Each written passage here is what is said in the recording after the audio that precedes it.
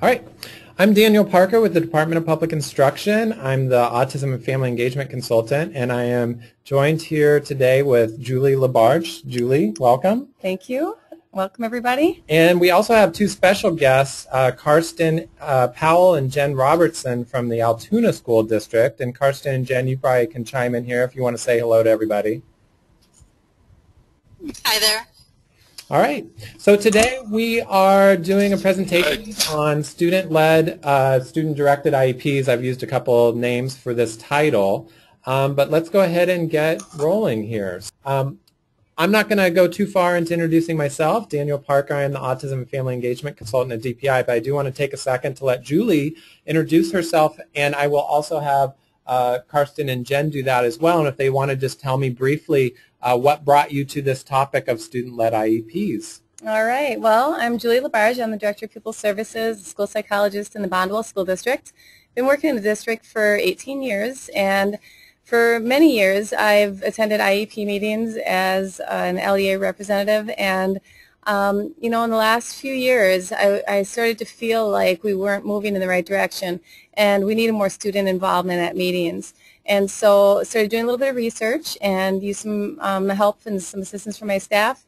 And we found a self-determined website and started to learn more about self-determination, student-led IEPs, and then really created a process that's working for our district right now.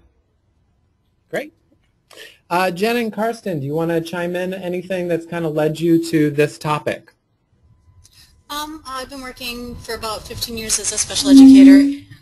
I've always really wanted to help students be more empowered at their own IEP meetings. And when Karsten came on board, he was very much into that too, and so it was just the right time to develop a program that lets students lead their own IEPs and also work on their own SOPs.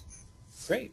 Yeah, we're going to be talking about the summary of performance as well along this webinar too, so that's great. And then let's move along with our presentation goals. So really we're just going to be talking about why the student-led IEPs, and we're going to move through that fairly quickly because I think it's pretty obvious for many people why student-led IEPs or self-directed IEPs are a good idea, but I have a little bit of ideas to share with that, and then we'll let you guys chime in on that as well. We're going to have Julie and Jen and Karsten share some real specific formats of how they do their student-led IEPs and what preparation it requires, and how they some actual formats and some materials that you can probably use as well if you're interested in looking at student-led IEPs. And then we'll talk about tips including students at all developmental and age levels and meaningful IEP participation. Because the idea is that really probably at any age students can have some participation in the IEP process. And then I also have some resources for further study. I'm not going to go through the terms, all the terms today. We'll be talking a little bit about self-determination in a little bit. One term, summary of performance, that is something if we talk about really quickly, I'll just let you know. And actually, maybe Julie, you can, you know, I didn't come from transition world. What's a quick way to kind of define summary of performance? Summary performance is an opportunity to actually work with the student to identify where their levels are at so they can prepare for the transition process. When they leave the school, they can take with them their summary, looking at their academic performance, their strengths, their challenges, and be able to share essentially information with employers or post-secondary education just to have something available so that people can refer to and they can use that as a guide.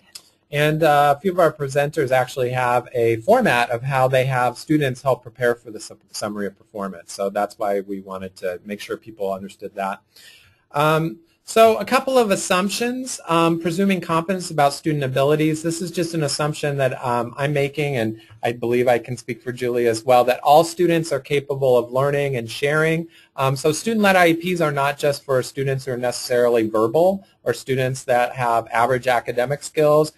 We are going to talk about ways to include students in IEPs at all developmental and as well as talking about age levels. Yes, absolutely. I think, you know, we've, like I said, at a couple years in now, and we have students who have pretty severe disabilities, and we're finding ways for them to participate at their levels at our meetings. And so it might be a portion of the meeting. You'll see an example of that in a video clip a little bit later, but we're really trying to make sure that every student has an opportunity to participate.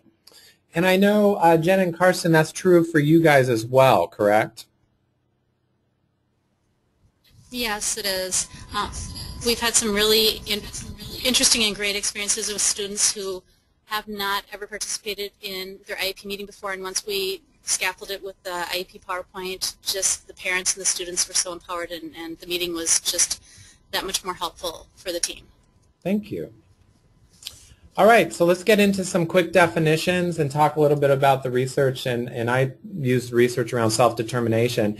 I created this definition, so this is not a research-based definition, but basically when we talk about student-led and student-directed IEPs, one of the things I want to make clear, we are talking about an IEP meeting that meets all the federal requirements. So yes, in all of these cases that you're going to be hearing about, this is not a separate meeting from the IEP meeting.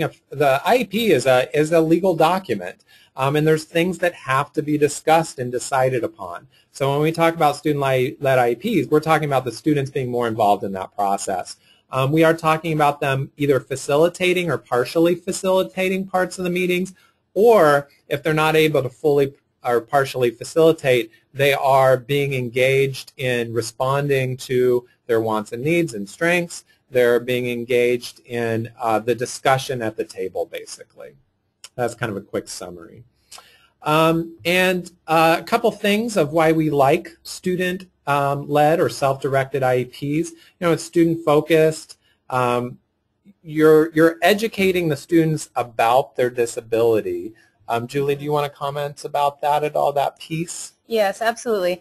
You know, we've seen examples of students who have gone through special education and even through high school. You know, a few years ago, maybe even up to 5-10 years ago, it almost seemed like people were afraid to talk about a disability. They were afraid to mention really what it was that was interfering with learning.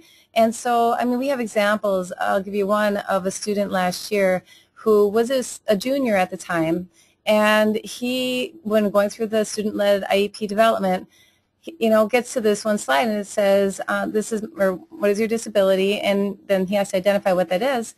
And he's like, oh, that's why I've been in these classes all these years. He had no idea really what his disability was. And so it was really an enlightening experience for him, almost an epiphany, where he's like, oh, that's why. And so now it just gave him so much more confidence and understanding for him to be able to move forward. And actually he graduated early this year and is doing extraordinarily well in his life. So, you know, we talk about the disability. We're not afraid of it. We're not, you know, acting as if it's something wrong. We're looking at the benefits and the strengths of the individual in the process and helping them understand themselves. And I know, too, a huge importance of that understanding is for students who are going to be looking at employment, you know, ideally paid employment, as well as if they're looking at post-secondary education and technical college, if they choose to, if there are accommodations and supports that may be available in the workplace or in college, but unlike K-12 education, where, you know, the school is responsible for providing those supports and identifying students, out in the world past graduation, they're going to have to self-disclose if they want access to some of those accommodations. So the more they understand their abilities and disability and accommodations, the better they'll do. Absolutely. I think that's really important. And we also are teaching them about self-disclosure and what the pros and cons of that might be for them in society. And so they will be so educated about their disability that they will be able to hopefully make those decisions in an educated manner when they leave us.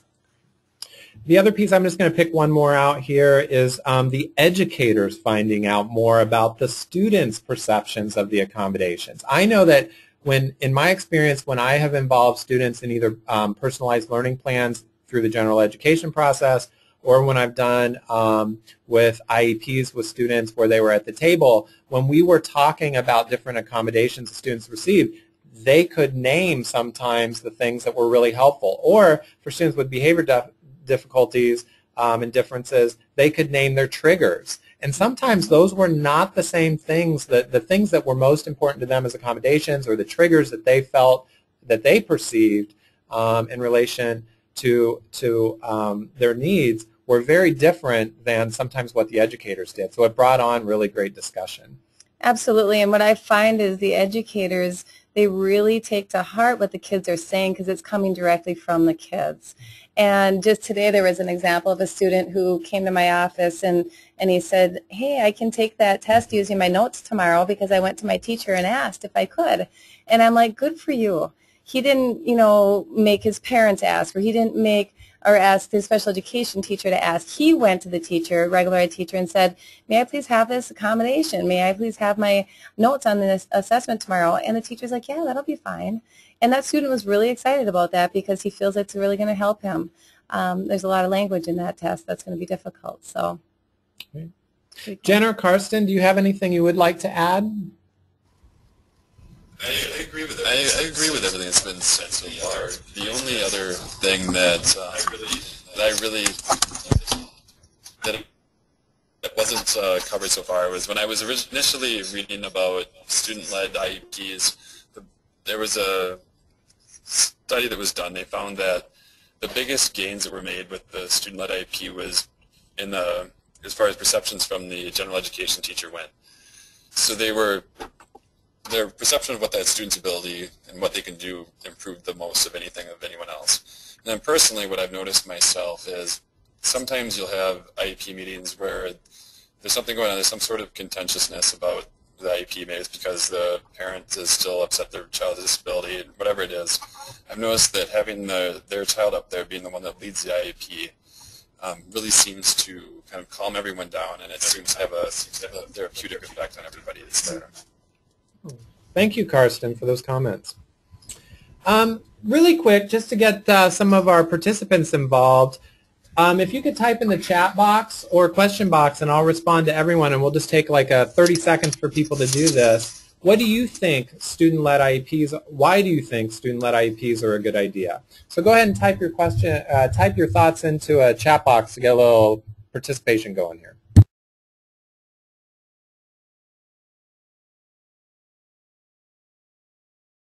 All right, we've had some nice comments. Ownership of IEP and disability, parents listening to students, having the students feel like they have a voice, self-advocacy, students are making choices in education, they know themselves better than anyone, and someone else answered ownership, and then again self-advocacy coming up.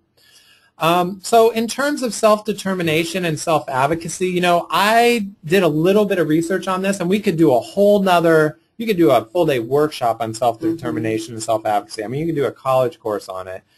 So we're not going to go really in-depth in self-determination and self-advocacy. And actually, I'm going to just kind of move along, but just think about what they might mean to you, because there's a lot of definitions out there. One definition for self-determination may include self-identification and awareness. So how does the student identify with their disability? And I also put abilities. Self-advocacy, how can the student request accommodations, follow up on getting needs met, being assertive, and learning to negotiate. That's a very important skill as well. Self-determination may also include the ability to take control. How does the student make decisions, problem solve? And then self-direction. How does a student take responsibility and determine what is important? And then that planning and setting goals. And I know a part of this process that we'll be talking about of student-led IEPs is that it's not just them at the meeting. There's some preparation, and they're doing some planning as well and doing some goal setting along the way. In terms of the research has shown, and again, I found a lot, and I just pulled out a few things. But self-determination in general is an important skill because it has shown improvements in academic skills. There's better outcomes around employment and independent living, as well as quality of life. And those are just a few. There is a lot of positive pieces around self-determination. And at the end of the webinar and in the resource section of your packet, there are many self-determination websites. The Board for People with Developmental Disabilities here in Wisconsin has does a lot around self-determination. It has some great resources. There's also some national networks, and there's some networks around self-determination for people with autism that are people with autism that have created these groups and run these groups as well. So you can find all of those in the resources section as well. I should point out, though, that in addition with that research, what we know is that people with autism, and this is true of some other disability areas, typically when self-determination is measured on various scales, and there are different scales to measure self-determination, they end up lower in their self-determination than neurotypical peers. So it's critically important that they learn these skills. So self-directed IEPs may be one way to do that. In terms of students with autism, why self-directed IEPs or student-led IEPs are a good idea. You know, as we talk a lot, that functional use of a skill, so making sure that students are using skills in the real world. Absolutely. And just through this practice, I was thinking about this earlier, and I was thinking about, you know, we have students beginning right now at the middle school level when they're going to be turning 14 within the IEP, or they're doing their self-determination PowerPoint. I think we can start earlier. But even if we do that, beginning at 7th grade, they're going to have multiple opportunities for themselves to be able to communicate in small group with the people that are safest in their environment. And then they can practice that and generalize those skills into other environments as well, like in the classroom. There was a student with autism not too long ago who, when she first came to us as a 7th grader, she's now a junior, she really struggled with her social communication. And this year, for the first time, she got up in front of her class and she did a full presentation using a PowerPoint. She had 2 years of this process, and that gave her the confidence. And she said, yep, and I could do it again. It was fantastic. I mean, you know, that kind of stuff just gives you goosebumps. Really powerful.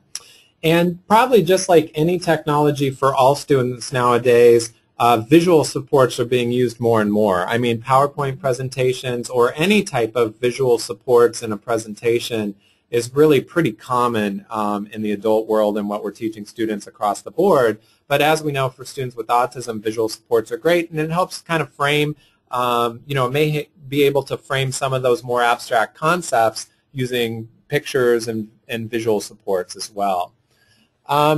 Some resources used to implement self-directed IEPs. We're going to show you some templates today. You know, it is helpful, I imagine, to use a computer screen and projector, but I'm going to let our presenters chime in on that, and the preparation and planning. Jen and Karsten, is there anything else? What would you say are some of the main things looking at if you're going to be doing self-directed IEPs? What do you recommend? What types of resources do people need? Time? Yeah, time is a big one because you have to get the kids familiar with the PowerPoint and have that discussion with them. Well, I think you covered it here. Great. I did want to add that when you were talking about how technology and the visuals is such a big, powerful thing for this, we did have one student who was completely nonverbal and hadn't participated in his IEP at all. And when we went to the student-led IEPs, he was still nonverbal, but he put pictures in it, and he led it through just that visual component. And for the first time, parents and teachers got to see a glimpse of what he was thinking in just a more powerful way, and it led to some major changes to his IEP. Great. Thank you for sharing that. Couple student considerations before we start showing some of the formats. Considering students' communication modes, so thinking ahead of time around assistive technology, and we'll probably be able to talk more about that when we get into some specific examples. But if you have students using voice output devices or need many types of assistive technology, probably not just around speech, but you need to be thinking about that in terms of them being engaged in the IEP meeting. And then also we had one around accommodating support and students' level of anxiety. Yes, I think that's very important, especially the first time that they do their presentation. When they're participating, oftentimes the very first time, you can see a high level of anxiety, and oftentimes students with disabilities might have anxiety, you know, they carry around with them a lot anyway. So it's really important to set up a really safe environment for them to be able to participate. And what I've seen with the kids who've done it more than once now is, boy, their anxiety levels the second, third time around are just almost none. I just don't see it anymore in the experience within the meeting format, because they just seem so much more calm. They understand it, and they're safe. They feel safe, and we all know when we feel safe, we can actually succeed. In terms of when should students start directing their IEPs, I would imagine that's a question, especially for, well, both families and educators. And this is my preference, so this is my statement, that really I believe that students can be involved at any grade level in discussing and participating in an IEP meeting. Now for students in, let's say, K3, I think you do need to be pretty strategic about length of time, what is going to be said, how you engage students. But from my personal perception, I started, when I was teaching around 4th grade, I would ask the teacher if I could have a formal process for including students in the IEP. And for some students, that just meant that they assisted with telling, like I talked to them in advance of the accommodations that would be included in their IEP, and I had them rank them which ones they thought were the most helpful, and were there any that they didn't find helpful, and to share that at an IEP meeting. Sometimes it would even be just preparing them to say, okay, here's 3 accommodations, which one is the most helpful? So I would scaffold it depending on the student, just so that their voice was being heard there and that they could start building some of those self-advocacy skills to be able to say, hey, I'm supposed to have extra time on tests, so if they're in an environment where that's not happening, they can in an appropriate way, state that, and have that support of the IEP team. Are there any other thoughts from anybody about that? When to start including students in their IEPs? I've seen examples from elementary students, and I teach all high school, but I don't see any reason why a student would be able to be involved from the first time that they're been referred for services. Julie? Yeah, I think definitely involving the kids in that conversation when they're young is really important. And it really, for this more formal process, though, we're beginning, like I said, when the kids are 13 years old, usually 7th grade, going to be turning 14 within that IEP year to meet that requirement. But that's also a time where they're becoming so much more self-aware, it seems, and that they're able to walk through this process, and it really does start to make sense to them as far as the services that they're getting. I actually do want to see this actually start to move down to 5th grade, have 5th and 6th grade, because I think at 5th grade they're pretty much learning those skills too. So great. So some suggestions for implementation, and then we'll go into the actual examples. But in talking and in the presentations that I've seen from our presenters, making sure that when you sit down with your staff, having a timeline in place of what's going to happen when in the preparation, because as we heard, there's a lot of time involved in this, so you want to do some planning up front. Setting up meeting times with the student to actually prepare some of these materials, going over the template and getting students familiar with it, working with students to fill in the template, so there may be some actual direct instruction with some students and actually preparing for the IEP. So there actually may be instructional time between the educators and the students to work on this presentation and this preparation. In addition, there's going to be a piece that Julie's going to talk about, the student bringing home parent, like finding out from the parents what kind of concerns the parents have and getting information from the parents. So the student is involved sometimes in that piece. The student customizing the presentation as needed, and especially as students get older and have gone through this, they're more and more getting into customizing versus just doing the basics. And then the student presents at the actual IEP meeting, and then after the first year, the presentation is revised and student adds more information and customization going forward. Are there any big steps that I may have missed out of that, Julie or Jen or Karsten? I think the preparation is really critical, especially as you first start to implement this practice, because the kids, this is new to them. They already usually have a lot on their plates from their academic courses. And so finding that time where they can actually spend it one-on-one with the teacher to talk about their individual needs is really critical to get them started in the process. We have some students who have a very difficult time, even at the high school, with typing, spelling, reading, writing, etc. And so oftentimes the teacher will have to adapt for that and provide accommodations. So the student might just verbalize different aspects of the IEP, and the teacher will type it in, and they'll do it together. And so you have to really look at each case individually and find out what works. But every student can participate in this process and should be. Really, taking some kind of a role in the process of development. But that first year definitely takes a little bit longer. What we've seen in the second year, and then now some of the third IEPs that have come out, is that they're modifying, they're adapting what they did before, and they're just tweaking it, and they're maybe focusing more in on their goals a little bit, changing some things here and there. So the second, the third, and fourth time that they're going to do it is going to get easier for them, and it's more familiar as well. Great. Anything else with steps, Jen or Karsten? Well, one of the things that I see is that students do really well if they can talk to upperclassmen who have worked on it, that takes some of the fear out of it and can give them some hints on how to stand up there and present.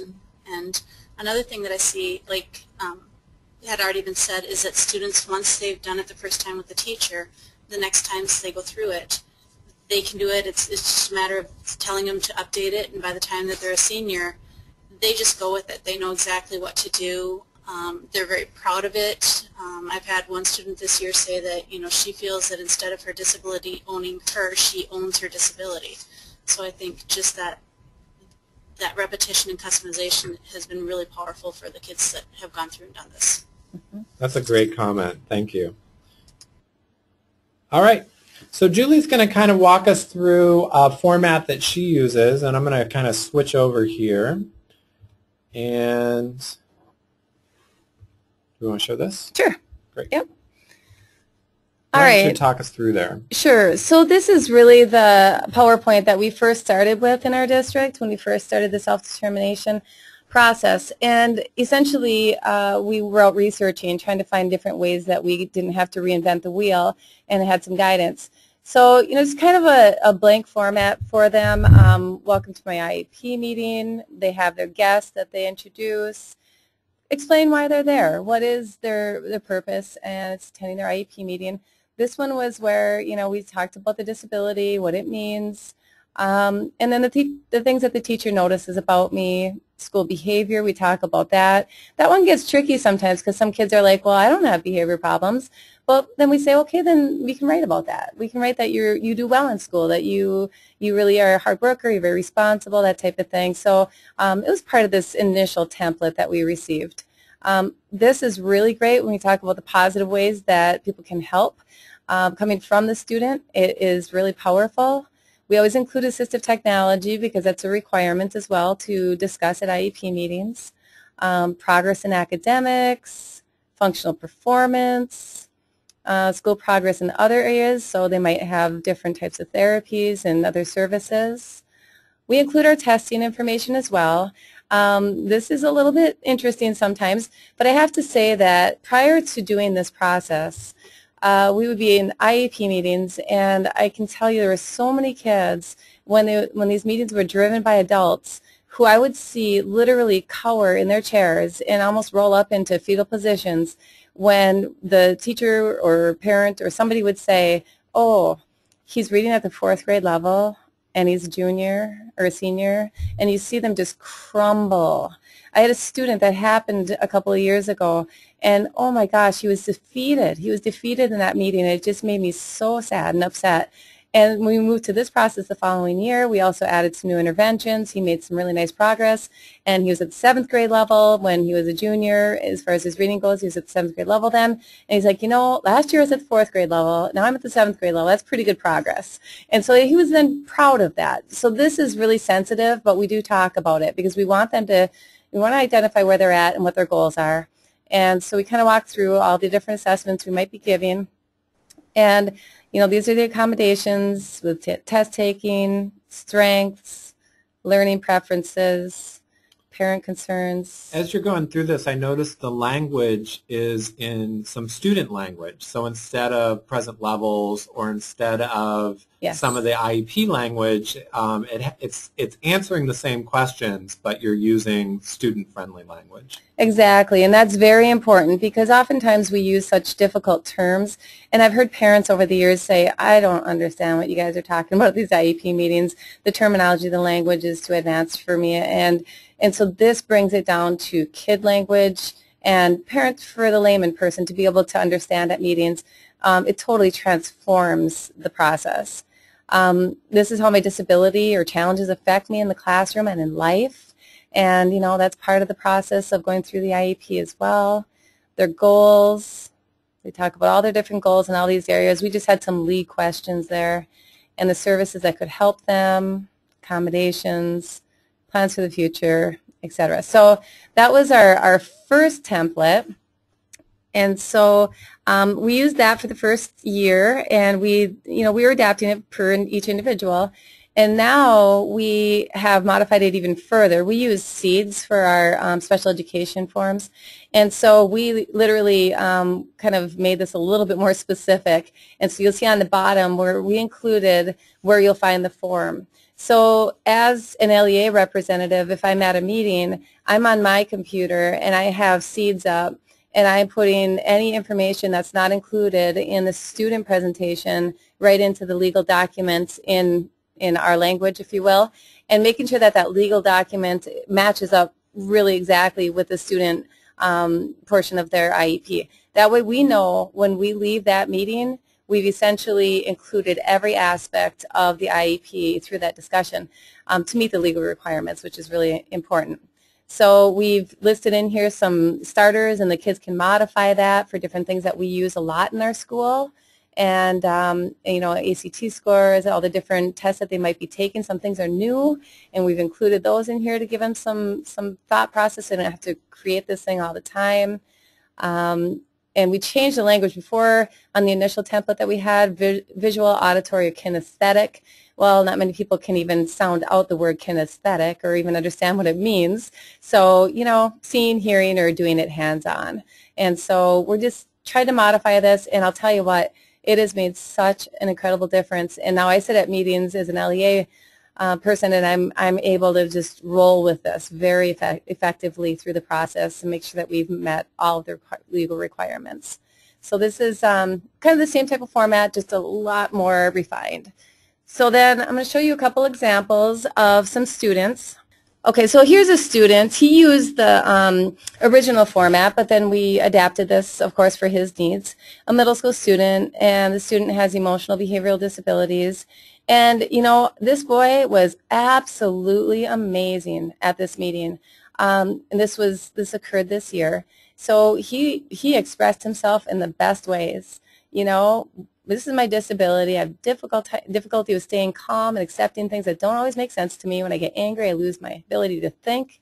I act according to my emotions. This sometimes gets me into trouble because I say and do things that might hurt others. So that's the student's language right there. He wrote every bit of it. Wow. That's powerful. It was really cool. Talks about what the teachers notice about him. That he's more willing to do things, he's more respectful when he's upset. He's noticing, teachers are noticing that he was making progress. He talked about how, the beginning of the year was bumpy, he wasn't adjusted to the new year and the schedule, but now he's doing well, and he talked about that. And then different positive ways. This was really powerful. Look at the language that he uses. Allowing me to complete my work on the computer is helpful and more motivating. I do not enjoy writing tasks. Differentiating assignments. He wrote this. This is so cool. Helps me feel like I can do them in my own way. I like it when I have some say in what I do. There are many things I can show you in other ways. This is more meaningful for me, and I'll do a better job. That's really great stuff. And so the regular ed teacher of the team, it was a 7th grade team, they sat through this meeting along with his parents and all of the rest of us special ed folks, and it was just so great to listen to this guy express himself in a way that was meaningful for us. Then we left there thinking, wow, he really understands what he needs. So then you can go through the rest of the PowerPoint, and really he just expressed over and over, and he was very wordy. He's a very intelligent young man, and so he just wanted to tell us everything. It was really powerful. One of the best examples of a young gentleman that we've worked with. And this is just a different format just to show you that some students, they get a little bit more creative. And so this is a student at our high school. She's actually a senior this year. And she's an adult student. She's like, yeah, you can have my permission. She wrote me permission to share this, but student with autism, and she went through and just did a really beautiful job as well. Presented everything without concern. She talked about all of her strengths, her behavioral things, and just walked through the process very successfully. Speaking slower, use words that I can understand. Have checklists so I can pace myself on assignments. And then these are all the assistive technology things. And I think sometimes, you know, this area might not always be included in a conversation at IEP meetings, but this format allows kids to say, hey, these are the things that help. Focus on academics.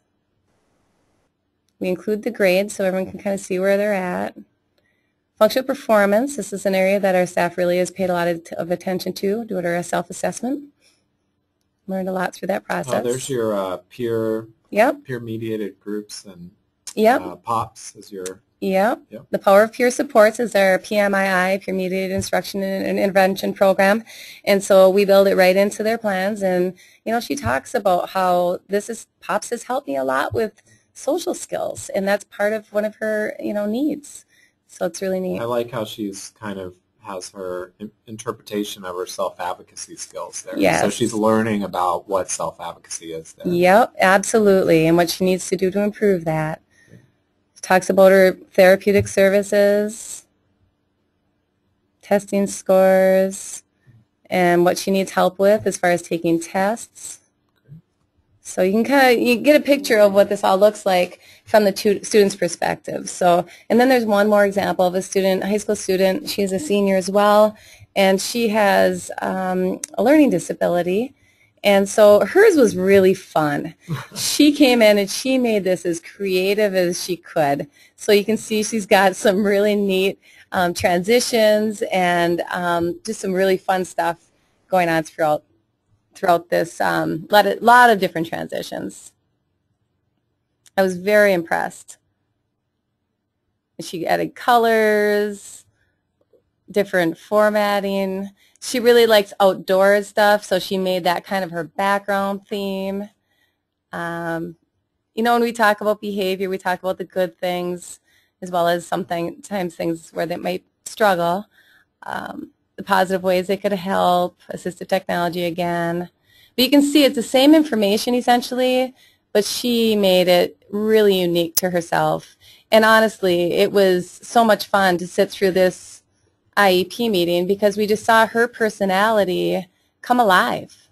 Do you see some students kind of that get that engaged in it, like even going beyond the time that you carve out for them and working on this at home or absolutely during times of the day when they have choice? Yep, this student actually did say that she did bring it home. We have a one-to-one laptop initiative in our school, and so she had the technology like every other student, and so she was able to take it home, and you can just see she just got so creative with the transitions. This takes a lot of time. If any of you ever created PowerPoints and you put in all these transitions and, you know, bells and whistles, it takes a while to do this. So the other thing that we do is we build right into this process the PTP process. So there's a link on the bottom of each one of these student IEPs where they can actually go in and hit the DPI website and do that process, the PTP process, live at the meetings. But we just thought this was such a neat example. And you have a couple videos of the process too. Should we look at those now? Sure. All right. All right, so this video is a video of a student. I know him well. Happens to be one of my sons. And so this, just beginning the introduction and beginning slides. This is my IEP meeting. I'm Julie LaBerge. And here's an invite, I guess. One couldn't make it. But, and this is Mrs. Genski, and here's Mr. Kopp, my personal finance teacher, and that's Ms. Starnick, my manager, and Mrs. Turner, my speech and language therapist, and my parents, two of them. And then here's Nicole. And here's Kelly. All right. My mom. I'm here because we're going to talk about how I'm doing in school and how to help me get through it, like the hard stuff and how well I'm doing. And my school behavior is when things are moving too fast. It's hard for me to pay attention sometimes. And I don't understand much what's going on. But sometimes noises in the classroom bother me, but it has gotten better. How has this year been so far? We've got about a month of school. There hasn't been many issues. better than last year? Yeah, Or? it was good.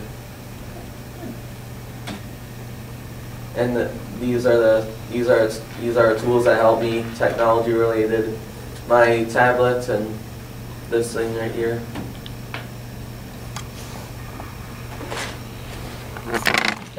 And then OS, it's a site where teachers post all kinds of homework and events that are going on. It's just a great way to communicate. And it reminds me from my phone when it's turned on, so it's perfect. Yeah. And then Quizlet helps me study for tests because it's the best way of studying on a computer. You get to create your own test and do it and play games to study, and just a great way to do it. So that's your son? Yeah. You must be very proud. Yeah, he's wonderful. And one of my twins, and he really has taken to this process. Initially, the very first time he did it, he was really freaking out. He did not want to do this at all.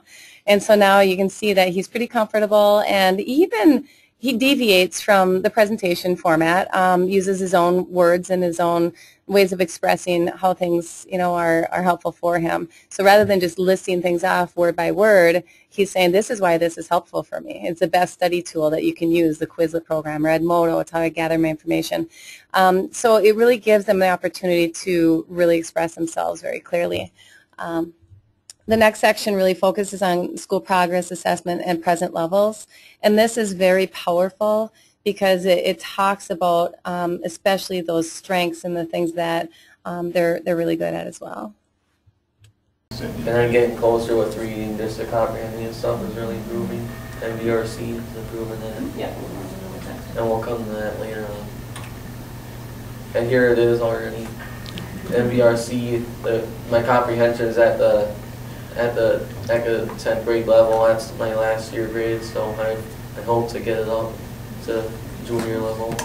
Then the fluency is 110 words per minute, and I didn't start the vocab yet, and the phonics are at grade level.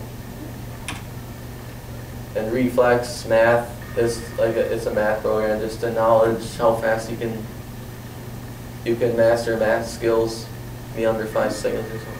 And it's 88, and I'm 88% complete with addition and subtraction from numbers 0 to 10. 4,000 facts solved, and started with 185 fluent facts, and 28 new ones came. So that's since the start of this year, right? Yeah, and actually, I think you will complete this. You'll be 100% complete with those facts this week. Good. So Yes. I would say by the end of this week, you'll probably Yeah, move on to the next step, to the multiplication. Repetition. Yeah, very good. Yep. Tests I will be taking during my IEP are the RAT 360, the ACT, TABE, and Accuplacer. It's to get in the college and stuff. I'll talk about that later. And when allowed, I need small group tests read, directions clarified, extended time and breaks. That's certain tests. The RAPS 360 is part of the reading intervention. You use it at the beginning of the year, middle of the year, and then the end of the year as a kind of a benchmark testing to see how they're progressing through the intervention. And here at the teachers knows about me that I really care how I do at school, even though it gets hard at times. And I try hard to focus my attention, and I participate more in class this year than I did previous. Mr. Cox, anything you want to add to that? Or? Well, no, I mean, he obviously volunteers in the informational as well, which is pretty good. The kids enjoy that. One of the pieces I noticed, Julie, here, because I worked with an organization out in Rhode Island, the Groden Center, and they do a lot of research around self-efficacy and teaching students self-efficacy, the ability to say positive things and think positive things about yourself. And I just saw a lot of positive affirmations written into, that IEP, and him stating, I really try hard, I'm really good, these are the things. So it's really cool to see that in like a presentation. Yeah, it is, and we really focus on the positive attributes of each individual, and it gives them a sense of, yes, I can do this, that whole yes, I can mentality, and it's pretty cool. So you're going to see some more of that as you continue on here. Great. And then there's my strengths. I'm good at remembering things like days and what day is in the week. Like I know Christmas is on Wednesday this year, and the calendar is like calendars and multiplication table. I can memorize probably the whole thing right now. And I'm good at writing, and I have a good knowledge with computers. I am a really fast typer, and really know how to operate computers, fix problems, and knowledge of sports and movies, and being good to others, and fast reader, and a great speller.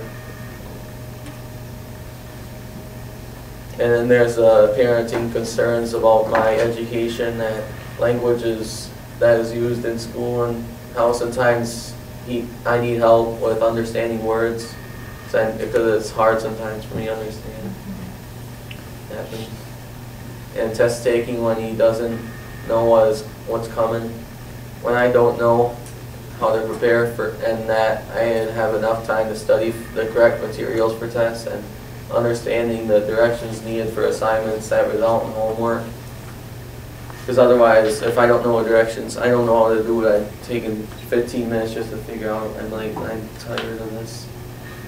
And environment is how loud things can get. It's getting better, like I said earlier, but it sometimes can be an issue. When preparation for the future and working with teachers to receive needed support, accommodation. And then there's my disability, autism and speech and language disability. This means reading comprehension can be hard, and understanding what words mean is why I've been working most on with Mrs. Turner and that, and on the snow story and snowing. Good. And there's some hard words in there. Yeah. And listening to and learning from lectures can be hard, because there's so much new information. Sometimes it just goes too fast for me. I want to just say slow act down. But it has to be so fast sometimes. And I need more time to practice and learn new things like snow. I never even heard of the book. And she said snow, I'm like it's unheard of. Thought it was a stuff. Well, it is kind of snow from the sky, but yeah, there's a story called Snow. I was like, what does that mean? Yeah, sometimes noises bother me, and things go too fast for me. It helps to have recordings and notes for my classes. Like, I'll probably start recording if I find it important information, like the teacher's talking.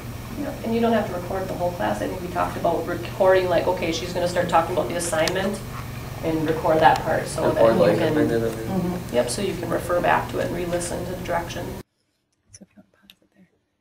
So you can hear all of the positive things, but at the same time you can hear also about the things that he's really working on and the ways that he thinks he can get some supports to be able to help him with those challenges.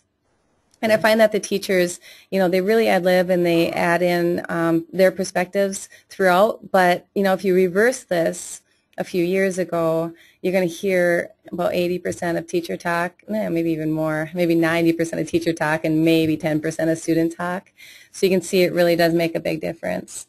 So I don't know if you want to move ahead to the, let's go ahead to the 11:20 mark.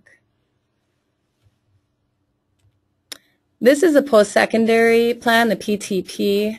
Just an example of how this works. So here is our PTP. This is all through DPI and monitored electronically. So we have our meeting date here, and that Mitchell did attend. I talked with Mitchell about post-secondary, and I did the survey with them back on Friday. So we talked about his plans for PC at that time. Okay. So, looking at that, we chose 2-year university or college. So if he would change his mind and want to start somewhere else, but it is also a 2-year program, they'd be a good, we talked about the Shawano option, the 4x4. So we just talked about he would, his intent was to possibly attend NWTC for a career in some sort of sports management. All right, so we looked at the career clusters. We went to WIS Careers this morning. We looked through, so that would be under that business management piece. And he really wants to work with a lot of the people and that part, and general, like looking at general operations and running something, working with the people to run that part of the business. Okay, so when we do the PTP process, oftentimes the kids need a little bit more support because that format is different.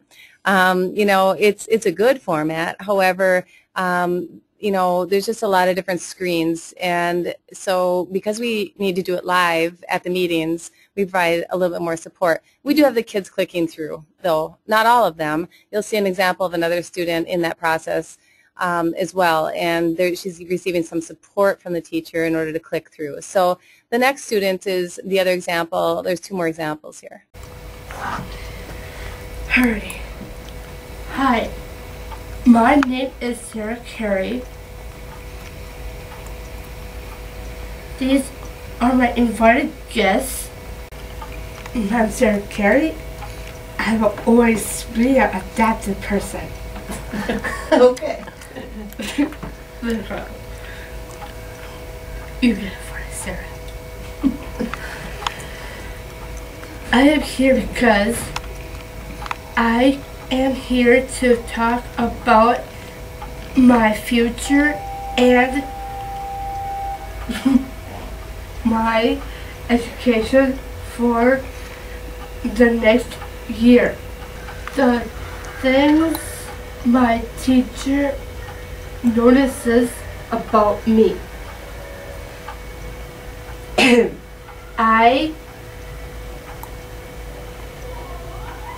I'm a nice, fun-loving, happy, and friendly young lady. I am very funny and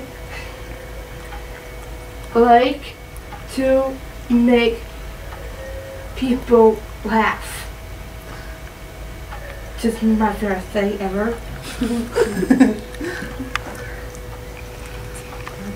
I am very creative and artistic.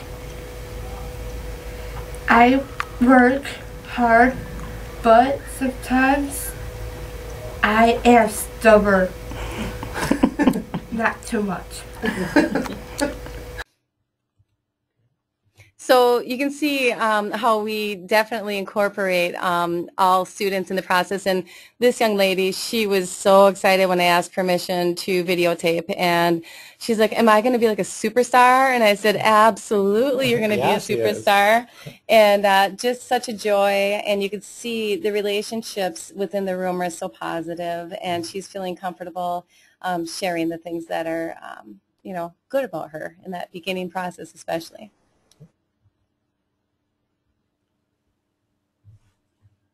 These are my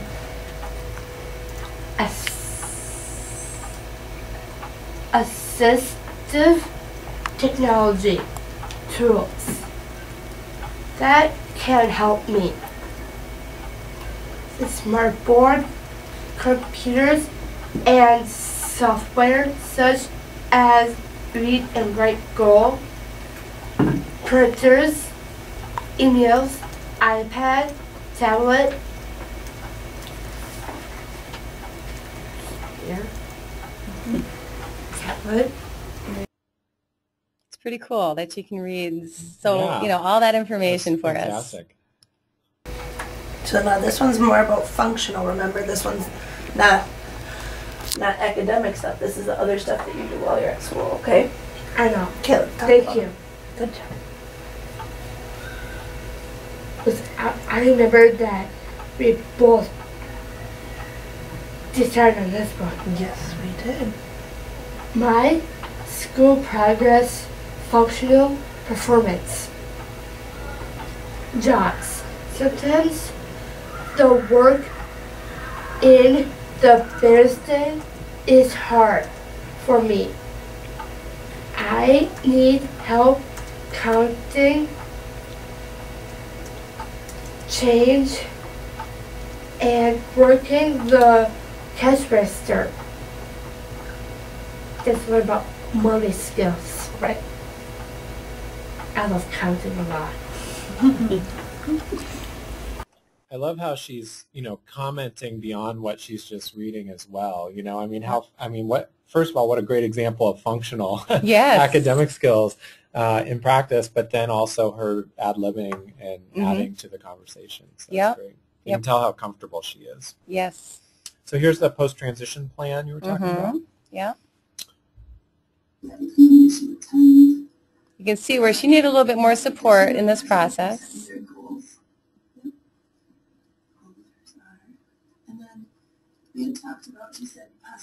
And we should say that when you do the PTP now in Wisconsin, you're doing it live in the meeting and filling out the information as an IEP team live. So there's some additional challenges compared to a prepared. Yes, exactly. And that's why we do offer more support in the process. We do have conversations with the kids in advance about their interests, but then do it together. That she can come in with me in the morning, certain days of the week, however it works out, so whether you can put that into her work schedule or school schedule, so that, certain mornings of the week. So you can see in that situation, I'm going to pause that for a second, the parent is phenomenal. We've worked with them for many years, and she's like, I'd like her to be able to work in this soup kitchen and type of place that they go and they help and volunteer and so forth. Can that be part of her transition plan? And we're like, yes, we can do that. We can work out evaluation systems with them and communication between the school and that environment. And ultimately, we can work on work skills. And they can help us understand what we might need to continue to develop at school for her to be more successful in that environment, and then generalize it further as we go. But that's her mom asking, and that was really, really cool. Great. So this is student number 3, and this is a student who has a need for augmentative communication. And so we provided her with the opportunity to learn how to start with introductions in her meeting. And next year we're going to add more pieces. Each year we're going to add so that when she's ready, she'll be able to go through the whole process on her own. Here we go. You have your presentation. Okay. Can you tell them who you are?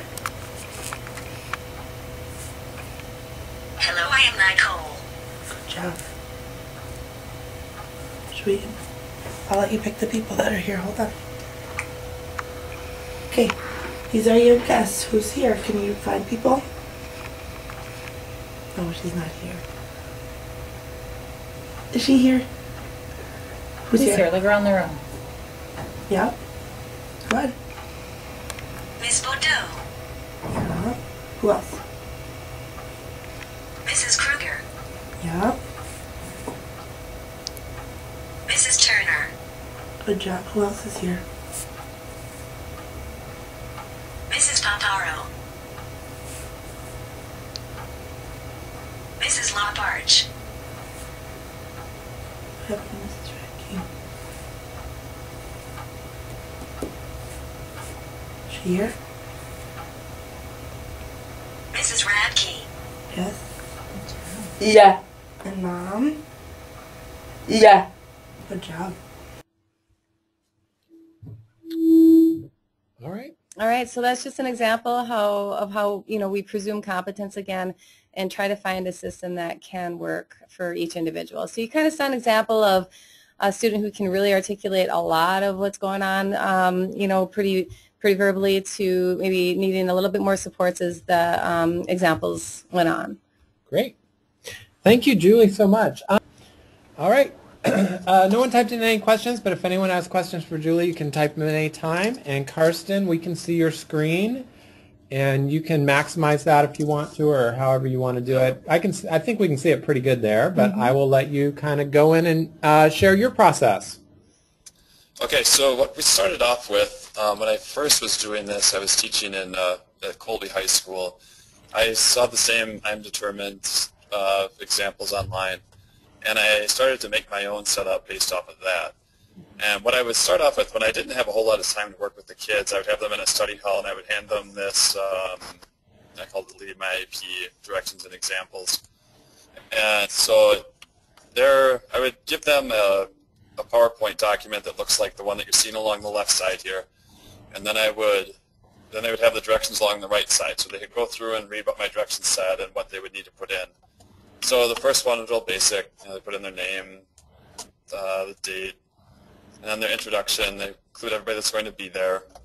And then for each one, I would give an example for them. So you have that one in there, what they would be doing. And then they would have the part where they talk about my disability. And so then I gave an example here where I said I have a learning disability in reading and writing. This means I need extra time on tests, some tests, and help with organization and note-taking. And I also had a long list of other examples that I kept separately if the students wanted to look at those.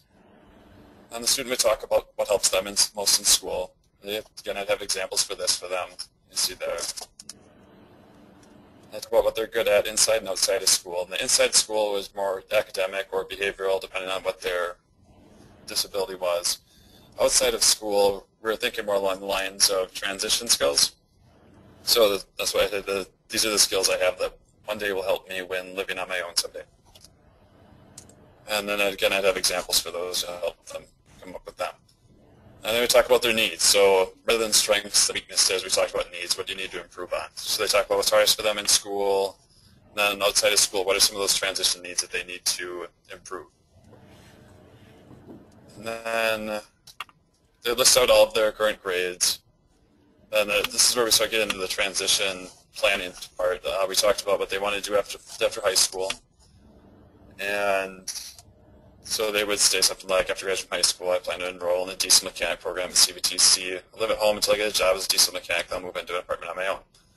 Keep in mind, this is all before the PTP came along, so we kind of dealt with it this way. And they would have their schedule for next semester, list those out, talk about them. And we had their current goals.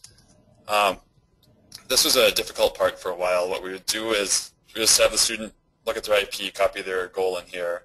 And when it came time to talk about it, we would have the students read out the goal, and then we would, I would go, take over, the case manager would take over and talk about how they were doing in those areas.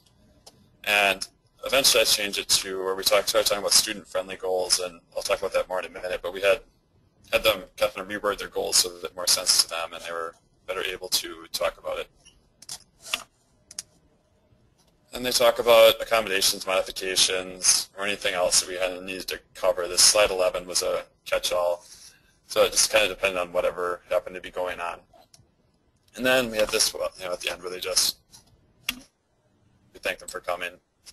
Then I reminded them to check spelling, add any kind of design they wanted, and then add pictures when they're finished. So what happened then is once I came to Altoona, and I was in my second year here, we had the opportunity to take over one of a class that we had. Came to Altoona, I had more time to work with the students. Now I have a full semester with the freshmen. So when they come in freshman year, I spend about the first quarter working on different self-determination related activities with them. And it all works around developing their student-led IEP PowerPoint. So as we go through each slide, I have a different activity for them to do so that they learn more about themselves, more about their IEP, more about their disability. This is an example of if I show the kids at the beginning, I say, this is what you're going to end up completing by the time you're done with this. And so this is, my IEP meeting as if I were myself going to be leading my IEP. So we have the welcome. So, I tell the kids, I go through and say, oh, my mom's name's Betty, here's our principal and the business teacher and a special ed teacher. And then I'm Karsten, I'm the student. And then we get into my disability, say what it is, and there's the same thing that I was showing you in the other examples, what helps me most. And I list those out. And I talk about strengths, I talk about needs, those things that we need to improve. Go through our current grades, what we want to do in the future, schedule, our current goals, and then we get to the end and questions and a thank you for coming. Can I, hey Karsten, can I ask you a quick question? So how do you deal, and I bet you're going to have a great answer for this, when a student says what they want to be and they say something, let's say something like an astronaut, I mean something that very few people can be. How do you work with that statement in a way that's still empowering for that student? Sure. Early on, we kind of let them go crazy with whatever they want. Then there's different ways to approach what we're talking about. So if we had a student that wanted to be an astronaut, I'd say, okay, go ahead and put that down. This is one of the things where we start talking about post-secondary plans. So where are you going to live, what you're going to do for school, and where do you want to work? And it works well this way, and it's a nice conversation starter because you can start talking about, okay, so you want to be an astronaut, all right, so why do you want to do that? Then we start talking about their thinking process and what it is they actually like about astronauts, and maybe you come up with something that's related but not exactly being an astronaut. So maybe they're interested in the space, and you can find something that's related to that. The other thing is if the kid just says, nope, I'm going to be an astronaut, that's it, that's all there is to it, then it works well because they're the one that brings it up at the IEP meeting, and then we can have a conversation with parents and say, okay, so what are we going to do here, and what do we think, and the kid can go from there. This works really well that way for us. That's great. Thank you. Yep. So this is, like I said, is an example of one of the different activities we go through when we're creating our student-led PowerPoint. This post-secondary plans one. This would all, once they go through here, they would fill out 3 options for each. Where would you live? What kind of education do you want to do? What kind of job are you going to do? And then they make a statement based on that. So they take their favorites out of all 3 and say, after graduation, I will go to CVC and complete a mechanics program. I'll live with my parents until I finish the program. I'll get an apartment and a job as a mechanic in Eau Claire. So it's trying to take that more complex task and break it into different steps for them, and then be able to put all those together so that it makes sense. Then I have a whole bunch of different activities that we do that makes each slide. I don't know how many of them you want to see, but it's just it kind of goes along with that same idea of taking the more complex tasks and making them into manageable steps for the students so they understand things. One of them that we've been playing around with more lately is students and presenting their IEPs, and it's difficult because a lot of the goals are very, and especially if they don't have very good reading skills, they have a hard time understanding them. So I give them this sheet and have them look at their first goal. I say, okay, read the goal. What's difficult to understand about the words? List them here. And then we'll talk about coming up with a word that means the same thing. And we'll say, okay, what type of goal is this? You either circle one or write one in as others. So it's behavioral, writing, organizational, what is it? Now what's it say you're going to do? Does it say you're going to read at a higher level? You're going to write with correct grammar? It's usually an other. We're just trying to get some examples for them to help them pick out what it's saying they're going to do. And then what level you're going to achieve at the end of your goal. And then I have them try to take that goal and take those pieces that they've just pulled out of their goal and put it into a statement that makes sense to them. So I have a statement goal here, or a sample goal here that says, Jane will increase her reading comprehension in the 7th grade level as demonstrated by recalling main ideas, identifying an AFRA, and writing summaries as measured by curriculum-based measures in the qualitative reading inventory 4. So it's obviously a mouthful for a student to read that, and they don't understand what it's saying. So then once they've gone through this process, they would say something like, I will increase my reading skills so that I can answer questions and summarize what I read at 7th grade level with 90% accuracy. And so we're playing around with this, and we're not sure where to go with it exactly. But you've got the essence of the goal, and it's enough for the parents. It helps the parents understand it, obviously, as well. But it's getting at the same things, but doing it in a more accessible format.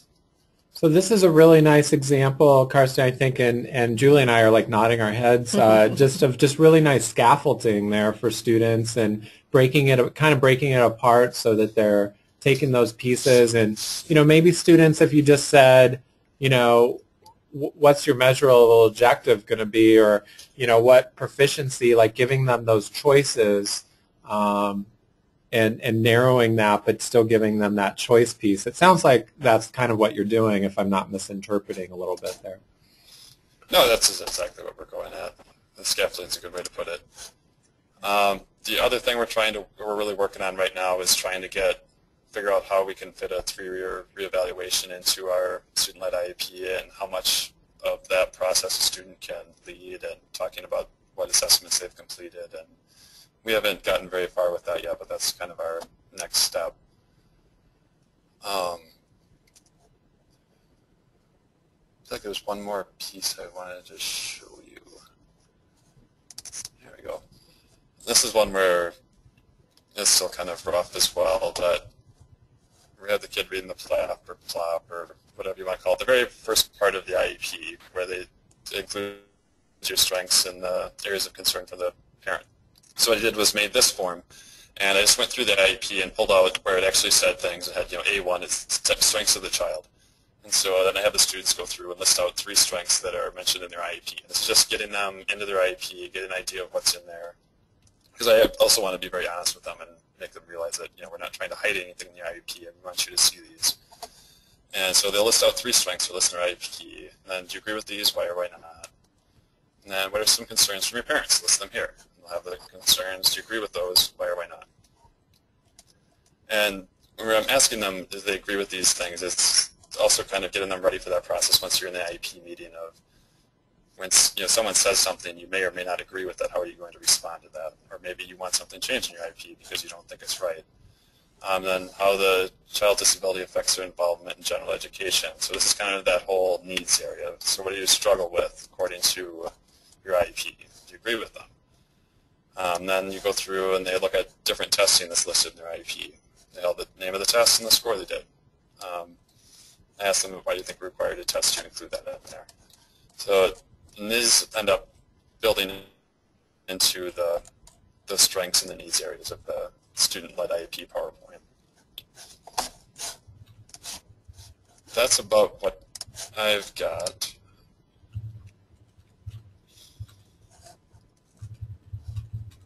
This is awesome. Thank you so much. I really like how you've you got some critical thinking skills going on there. They're having to really, again, it's really the functional use of a lot of skills of what we ask students to do in the classroom, but they're applying that to their own lives and really helping them, really think about, what's in that IEP and communicating what they think about that to adults. It's great. Right, and we were able to have some just wonderful conversations. Like I said, we take a whole quarter doing this. And when you start getting into those things, they start looking at their IEP and they're like, my mom thinks what? What's going on there? And so you have some really, really great conversations, and all of this process really drives the conversation with the student, gets them more comfortable with their disability and recognizing that they might need some extra help in places. So how many days, how much time do you carve out to work with the students on this process? Well, originally, when I would just hand them this instruction sheet that I have showing right here, I would give them this about a month before the IEP and make sure that they got it finished at some point. And then we'd meet. I would tell them about it, what they were going to be doing. It would probably take 15, 20 minutes. I would tell them they need to get all these slides together. And then we'd meet again right before the IEP where we would clean up the slides, make sure things were spelled right and you hadn't forgotten anything. And then I'd have them run through it quick with me so that they were a little bit more comfortable with it. And then we have the IEP meeting. So doing it this way is pretty quick, and assuming that the students have are able to handle this. Some obviously can't, some would need more help and you need to spend more time doing it. The current process, like I said, we spend about a full school quarter working on it, but we get into other things. So we'll start talking about what their disability is. So they'll research their disability and learn about what that means and how it affects them, how it affects other people. But yeah, so it usually takes me about a quarter to get through everything once we've gone through all the different activities that go with this. And are you working on it every day or once a week or? Oh, yeah, good question. We work on it, we have class for 43 minutes, 5 days a week. So is this like a transition type of class, or what do you call it? Yep. Yes, it is. We call them portfolio classes because by the end they create this portfolio that has all of their IEP-related documents, information in it. And we have a freshman portfolio, sophomore, junior, senior portfolio, and there's different activities and things that they do with each one. I teach the freshman, sophomore portfolio, and Jen does juniors and seniors. And do the students receive credit for that class then, elective credit? Yes, they do. Yeah, it's an elective. Good. Very cool. All right. Thank you so much, Karsten. Yep, you're welcome.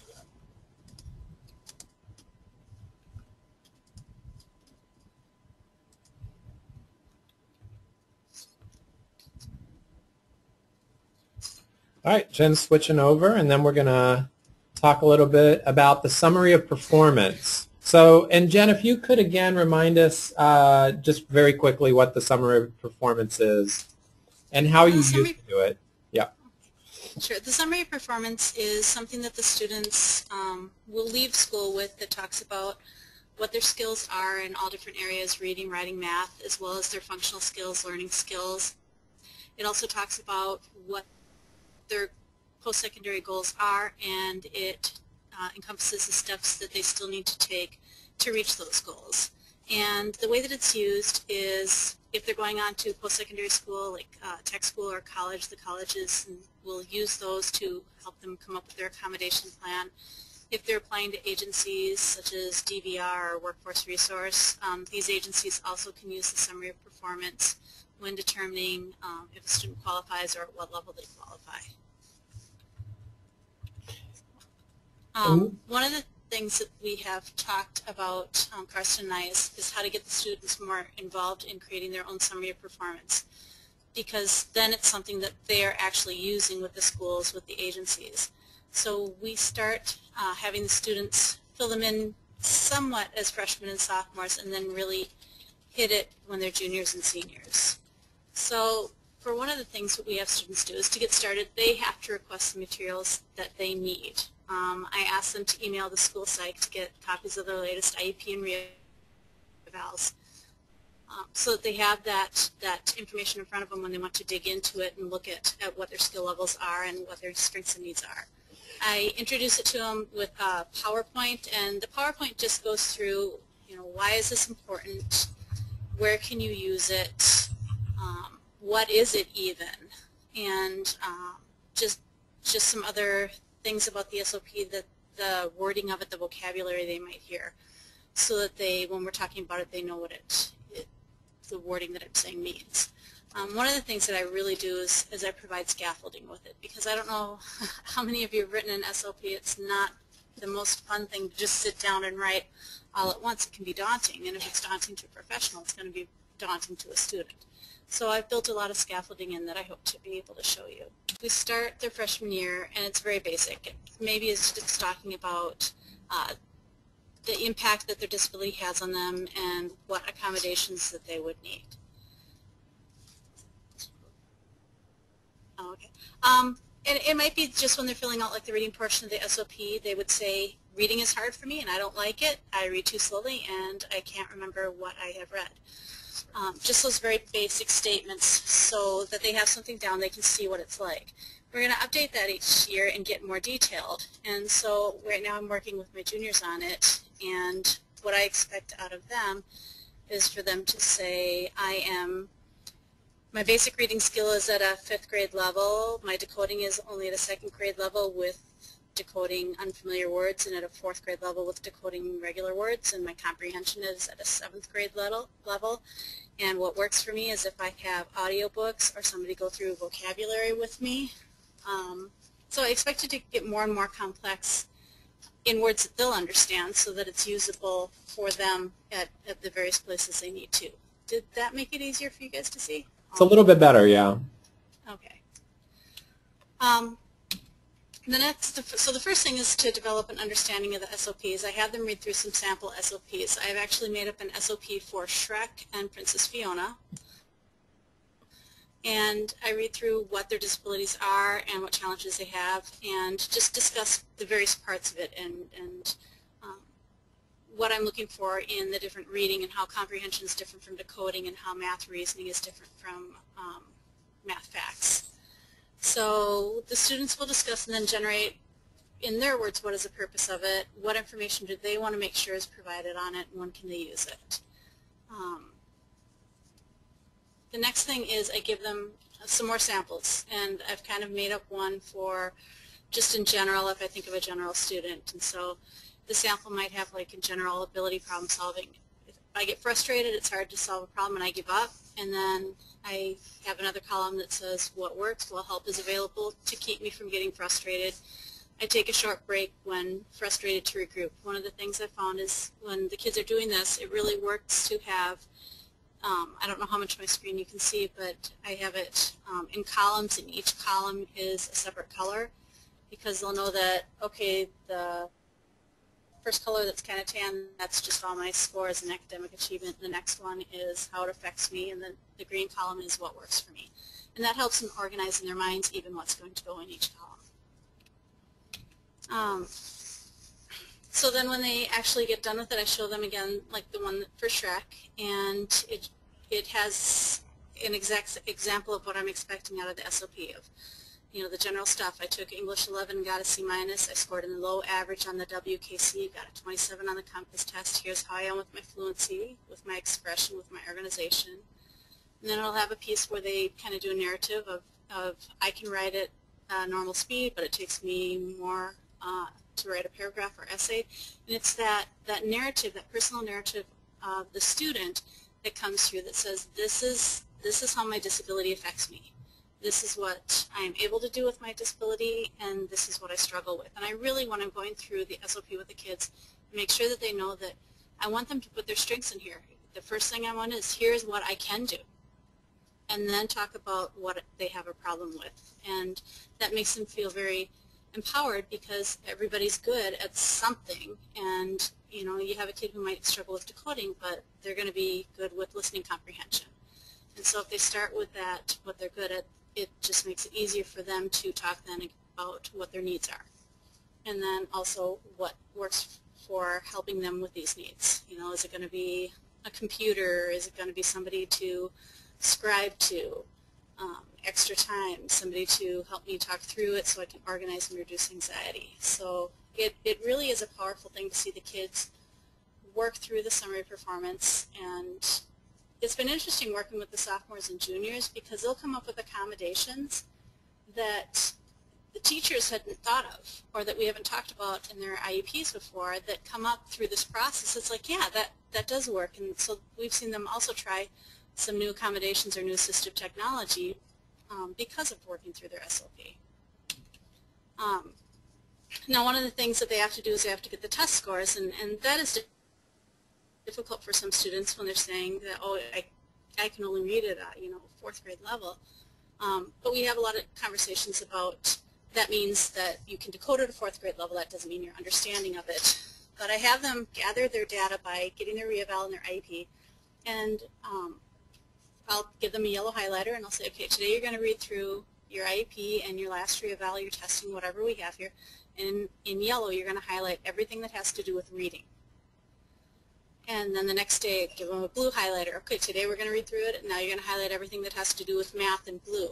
And then writing is a different color, so that when we're ready to actually take the stuff out of the IEPs and the re-eval documents, it's easy for them to see, oh, I'm doing my reading part now. I'm going to just do everything that's yellow.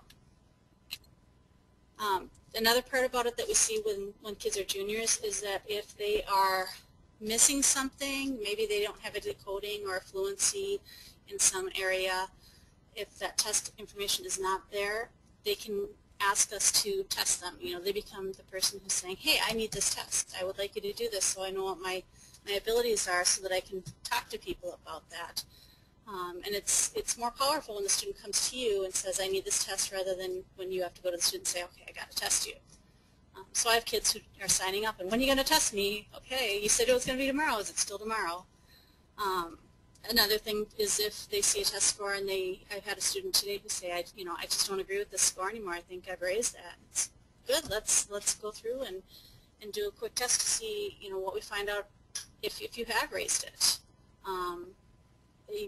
Also, I ask them to talk to their parents, talk to family, talk to teachers, and get some input from other people if they see an area that they're concerned about, an academic area. Get input from others and see what they see in that area for you. I do a lot of preparation with the kids, a lot of scaffolding. So this is just an example for like a reading one. It says, this is the information that can be found in my IEP. If it's not there, I'm going to have Ms. Robertson test me during such hour and such date. So we schedule that appointment. Otherwise, if they can find it in here, it says my current levels in the areas of reading are, and then it has decoding, comprehension, listening comprehension, and reading fluency. And my last WKCE score is, my last compass or ACT score is, so that they have all that right in front of them when they go to write it. Step 3 is where you actually fill in the SOP, and again with the scaffolding, and I'll show you some more examples of that because I've found over time that some students need very minimal scaffolding and some need very explicit direct scaffolding. So I've created like 4 different types that I use, and the students get to choose which one works for them. So with scaffolding, we do only one section at a time. So right now we're working on the reading section, and the kids are actually turning it in tomorrow, and it's really nice with Google Docs and some technology. I had some kids who've been working on it at home or have to finish it up tonight. So tomorrow they are supposed to turn in the reading section to me, completely done, and then we're going to take a break and do something fun for a few days before we come back and hit the math section, because I think if you do it all at once, you know, just for week after week for several weeks, they just get tired of it. One of the things that I also do is where you have the additional considerations, which is how well do you pay attention and how is your organization skills, your learning skills.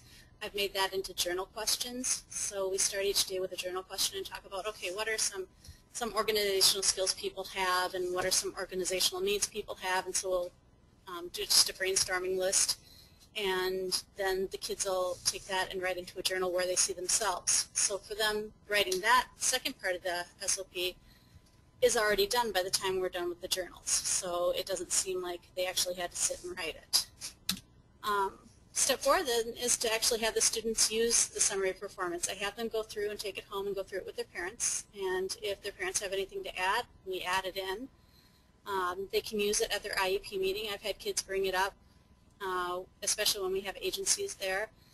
And when students are working with agencies, when they're applying, they send the SOP along with a letter to that agency, or send a letter along with that SOP to the college and disability services. So then they're seeing that that there is an actual use for it at their junior year when they're starting to apply it to maybe youth options or DVR. And then their senior year, we just really work on tweaking it.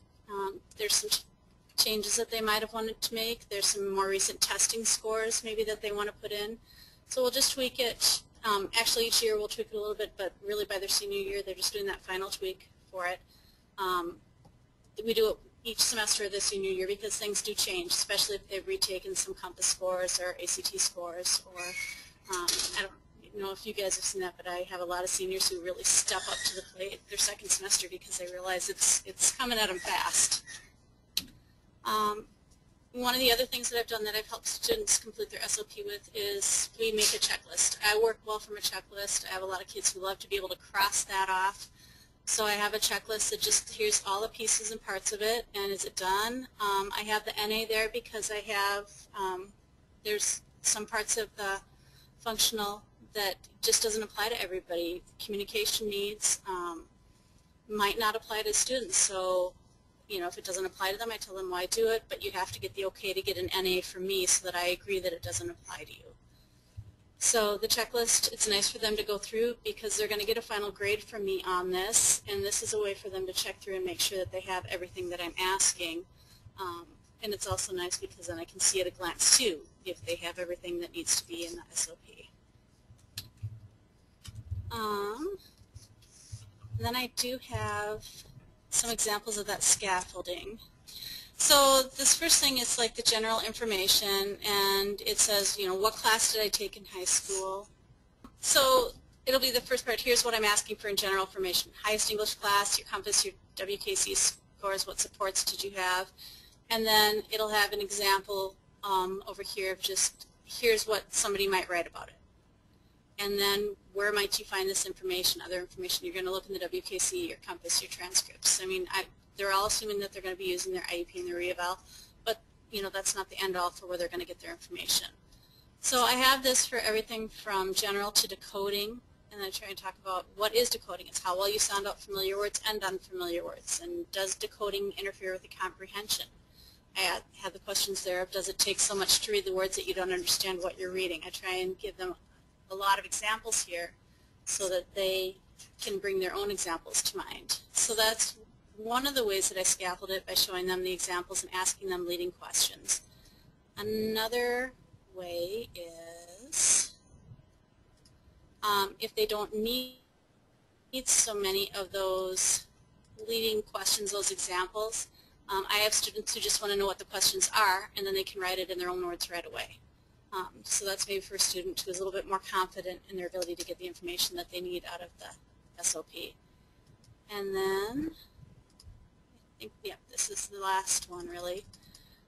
This is one who works well for somebody who wants to fill in the blank, who has more difficulty writing or knowing what information to pull out. And so I have several students right now who are actually really liking this because they were getting kind of lost the other way.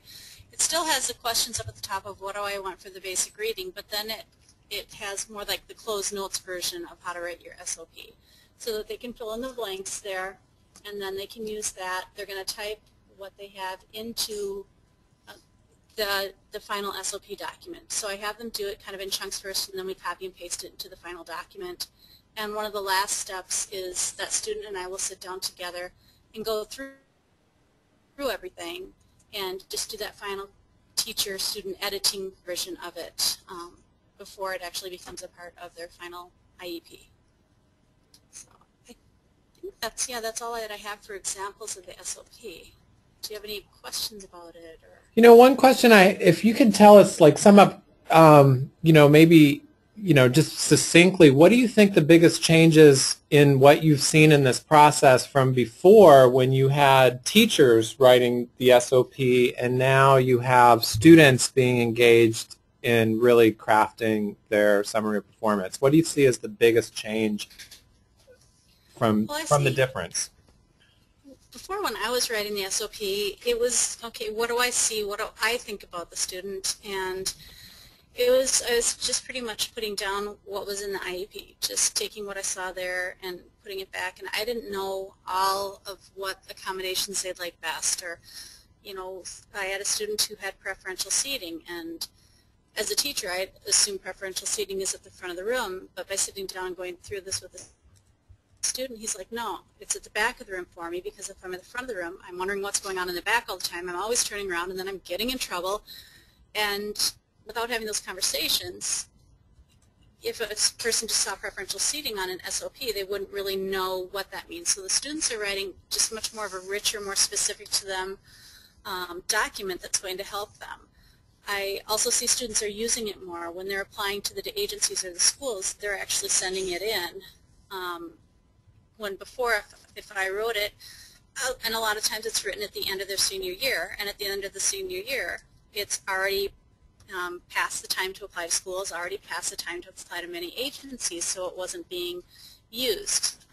In working with DBR, my counselors have said that it's really great to have that, to see more than just, they get more information than an IEP provides for them. They're able to really determine what the needs of that student are when they're working with them on their transition and their vocational goals.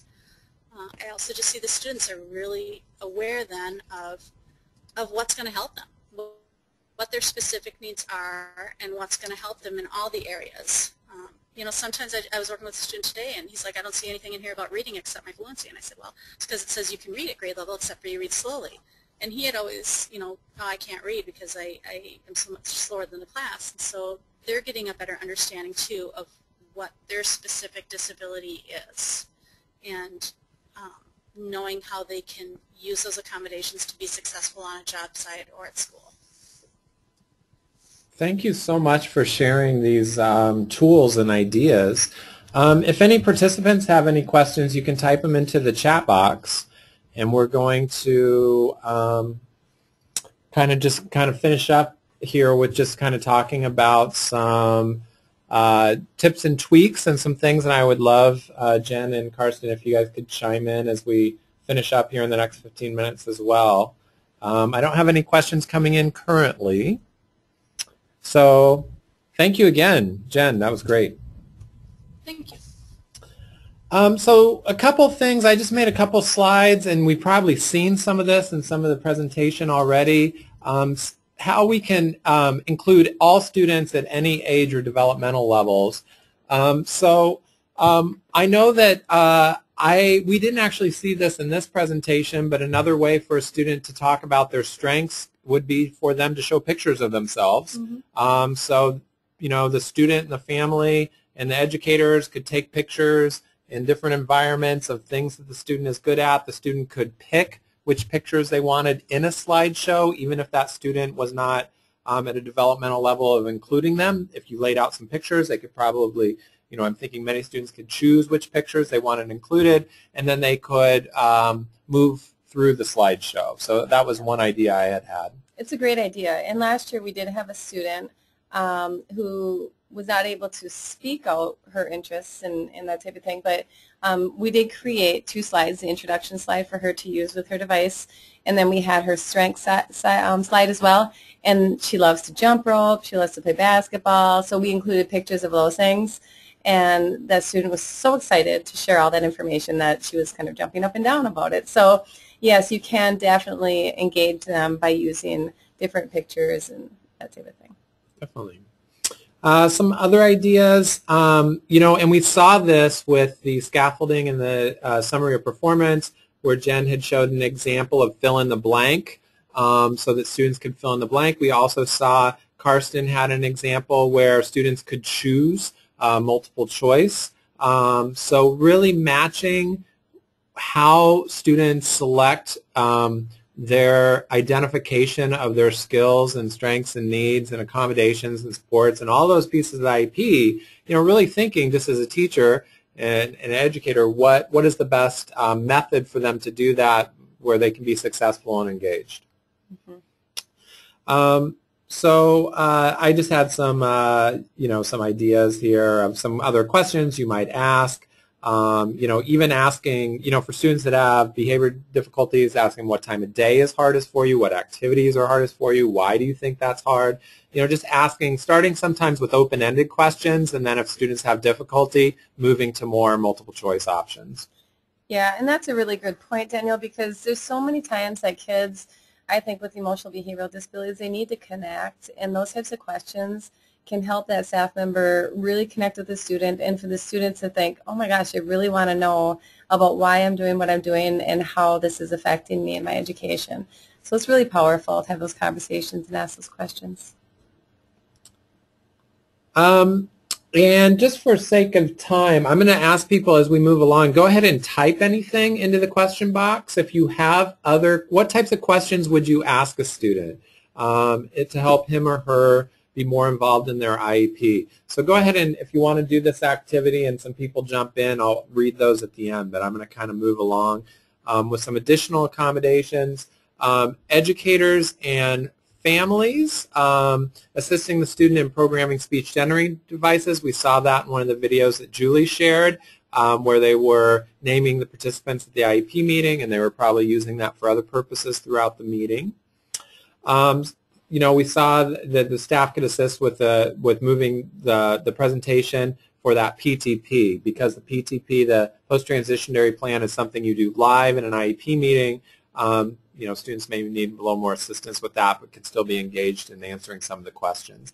I should point out that the PTP, there is a demonstration link, and I will probably update this PowerPoint and send that in some notes in my post-production follow-up in this webinar. So families and students can go through a demo PTP prior to the IEP meeting as well to get a little exposure. Mm-hmm. Yep. And we saw a lot of rephrasing of language, so students can read independently during the IEP meeting. That would be another way to work with different age and developmental levels. And then we talked, and at times, if there are students, you can have some motivators involved in the process as well, if needed. Although it seemed like from all the talk that I've heard, students are pretty self-motivated in this process. They're very self-motivated, and there's times that we'll just give kids a ticket to the cafe or something to go and coffee or hot chocolate, whatever it is that they like. They can do that because we know it's a lot of extra. We don't have a class for this, like it sounds like they do at their district in Altoona, correct? Yes. Which is a fantastic thing to do. And so these kids are doing this in addition to doing all their other academic courses, and so it is time consuming, and it does definitely cause them a little bit of a challenge at times. So we want to give them a little bit of a reward externally as well. And is there anything, Jen or Karsten, you would add in terms of accommodations and supports for assisting students at various levels through this process? Because we covered a lot, but I just am wondering if anything was left out. I think it's just all about the scaffolding that you are going to build into it, and just to make sure that you have different levels for different student needs. Some are going to need a lot more scaffolding, like Karsten had said, and some are going to need just less. But also, I really think this is a great way for students to take ownership of it, and like the one IEP PowerPoint that had all of the animation and all the background, we see that with students too, to be able to have that time for them to not only get the information on there, but to make that PowerPoint something that they like. Great. All right, well, a couple key ideas here. I've heard it from both of you, setting aside that time allocated to the student to develop the presentation. In Altoona, they actually have a class, and they really work on it. And it's clear that that class is not just about the finished project, but the process along the way. It's a functional academic skills class. I mean, they're using so many reading, analysis, writing. Sounds like there's a lot of skills that students are building just even going through and preparing for doing these presentations. In addition, and so the time commitment you have to consider in thinking about how you want to structure that.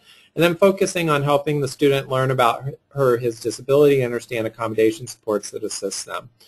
Has anybody found anything that's specifically, are there external resources that you use around helping students learn about disability that you've found helpful? And either Julie, Karsten, or Jen? I haven't found anything great. We go through and we talk about the student disability, and they have a learning guide that goes along with that. And usually they'll just start off Googling things, and I'll help them find something from that. But no, I don't have a great site that kind of covers everything for them. Is there, we had a question come in, can parents have the template to build the PowerPoint, or is this done solely at school? We do this at school with the students, but the section on the parent concerns, the students actually take home a question sheet that's based on this, and they actually are asked to ask their parents. And I don't know of any situations where the kids have not come back with the response from their folks. So as far as parents writing it for and with the kids, I think that definitely being part of the process is really important. So I guess in that case what I would suggest is maybe having the special education teacher maybe sharing that information, emailing that information back and forth, and maybe the student can work with the parent at home as well to add additional pieces. You can kind of do some collaboration that way, I think. You know, one of the parents was asking, you know, if the school is not, and I'll probably chime in on this, that if the school is not doing this process, you know, how might that work then? And I would just encourage communication with the IEP team in the school. You know, we're going to make a recorded link of this webinar, and I'm going to edit it down a little bit, and it might be a few weeks before I'm able to get that out, but you could always share that with them or share parts of it with them. So that they can get some ideas, you know, share, you know, information about some of those educators that are already doing this, so that if an educator is more comfortable talking with another educator about how they do this, you can look at that. So I think that there's some possibilities, and I would even just suggest some of the resources at the end of this presentation I do talk about just around self-determination in general, and there actually is one for families to talk about self-determination with their child. So I think you can do very similar things with your child just in the home if the school was not doing this. But of course I would always encourage educators and families to kind of find that area of comfort where they're working together and coming to some agreement of how they can do something very similar to this process, if not the full-fledged kind of student-led IEP. So that's my thought. I agree. I think that it would be good to have a conversation about it at the school, and you know, just working together with the school saying, hey, I'm not sure if you know about this or have heard about this, but here's some resources, and you can go out and grab those resources up online that Daniel put up for this webinar. And ultimately, maybe it's just something they're not aware of, you know, and it's not new in education, but I think it's being used more frequently now. And I think that if they're made aware, maybe they will be open to the idea. And we are going to put some of these templates in the Google Doc folder. So some of these templates will be in there as well. And you're welcome to share those with your families are welcome to share those with educators and vice versa. Be mindful of how the student is able to present to a group. So this is just going back to thinking about that student, making sure they're comfortable. We heard those, you know, horror stories of the traditional setting where the student is hearing the adults talk about their academic skills, and the students at the IEP meeting, they're 14 or older, and they're just cowering in the corner, and it's like the worst part. And how defeating is that? So having them own that and be able to talk about that and talk about where they want to go with it and what are the challenges and what have been the successes is really the key. But you really want to help students do that in as comfortable way as possible. All right. And keeping it positive, that was the big reminder. So these should be positive meetings, not kind of making the student feel overwhelmed. Yeah, and I've seen that before when it was more teacher-driven at times. You know, sometimes it became a forum, like if the parent may not have attended the parent-teacher conference and there were some concerns with the student and the student wasn't doing what they were supposed to do with their homework, whatever the situation was, and it became kind of a bang session on the kid. This totally prevents that from happening, and it is such an amazing experience to see the students in charge of that. And the feedback we've gotten from parents has been that it's been more positive. These meetings are really, they feel good about seeing their child present. Sometimes they can't believe that their child is doing what they're doing. They leave there, they're smiling, and there's nothing better than seeing a situation, a process occur where everybody's feeling good about the plan for the upcoming year rather than leaving there feeling like, oh my gosh, it was so hard and overwhelming. Couple quick tips and tweaks. You know, look at those PowerPoint forms. We saw a couple different. Make it your own. So really look at it. You need to really make sure you're preparing for an IEP meeting that has, you're going to go over all the required documentations in an IEP meeting that is, you know, it's a legal document at the end, and you got to make sure all the I's are dotted and T's crossed. But in terms of what the student is doing, you know, you really want to make that kind of your own of what's going to work best in your school setting with your students. I just wanted to comment on that because procedurally, I don't know what other districts are doing, but what we've decided to do is when the student is presenting their IEP, the LEA representative is also working on the legal documents at the same time. I think I referred to that a little bit before. But just to reiterate that we are making sure that they match and that we have the legal language in the actual IEP document. So after the meeting, we print out a copy of the actual IEP, the legal documents, as well as the student-led PowerPoint. We usually print that in color for the parents so they feel really good about receiving a copy of that as well. We put it all together in a packet. It's very efficient. And we ask the parents, you know, if you have any questions as you review the legal document, they should match up very well, just different words. But if you have any questions, please contact any of us. We can help you through it. And ultimately, up to this point, we have not had any questions. And I think they leave there feeling pretty confident about the process. Jen or Karsten, would you have anything else to add? I don't think so. I think you covered everything we would have put in. Great. I know that we talked about the first year, you know, more assistance, and as students get older, they're getting more independent with the process. And I know Jen and Karsten also talked about that mentoring younger students, and they have a whole process where the seniors are actually providing, you know, helping the younger students, the freshmen, around what this process looks like. In terms of connecting families, you know, definitely communicating the process, having the family, if you're using pictures, that might be nice to include into the presentation so the family can take part in that piece. And, you know, it is important for the family as part of an IEP meeting to be able to discuss their hopes and dreams and what they feel are the needs of their students or any concerns they have. You know, that is also a procedural part of an IEP meeting. So you're still doing that piece, but having the student maybe collect some of that information, you still want to check with them in the meeting to make sure that they've had a chance to discuss that as well. I'm going to kind of finish up here.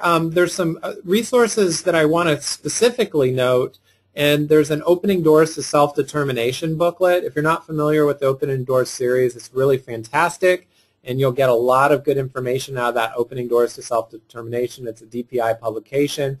The Transition Improvement Grant, TIG, has lots of information on their website, formerly known as WISTE. They've renamed the grant TIG, the Transition Improvement Grant, and they have lots of self-determination information on there as well. There's a lot of links to self-determination scales. There's an I'm Determined is from the Virginia Department of Ed. They have videos and modules on teaching self-determination. There's a number of resources out there. The Autistic Self-Advocacy Network, ASAN, is the network I referred to earlier. That is a group of people who identify as autistic, and they really promote self-determination. And I would encourage you to check out their website and maybe hook up some young people with autism with them as well to see if they're interested in getting information from that group. And then the Fostering Self-Determination Among Children and Youth with Disabilities, Ideas from Parents for Parents. I put that in your Google document folder. There's some good stuff from the Zero Center on student-directed transition planning, as well as the Wisconsin Board for People with Developmental Disabilities right here in Wisconsin. They have a self-directed transition planning tool. So there's some additional information and resources that you can turn to help develop some of this. I'm just going to kind of move down here and finish us up. You know, it is important to remember that in terms of anyone using the Danielson framework or educative effectiveness with some other DPI initiatives, there's certainly some components of teaching students to do self-directed IEPs that I think falls in line with planning and preparation, you know, really definitely with the classroom environment, instruction, and professional responsibilities. So if you're using that, you might be able to talk to your administrators and see if this process would count for some look-fors, or looking at how that might interact with some of the educator effective initiative happening in Wisconsin. Please make sure to fill out the webinar survey at the end that you will receive. Thank you everyone for participating. I know it's been a couple hours here, but thank you Julie, thank you Karsten, and thank you Jen. I really appreciate your time today. All right, thank you very much. It's been a great experience, and I hope that those of you who are thinking about implementing the self-directed IEP model will give it good consideration, because it's another one of those opportunities to really get kids to be learning about how to advocate for themselves. Thank you again, Karsten and Jen. Take care. Thank you. All right, thank you everybody. Yep, thank you. See you next time.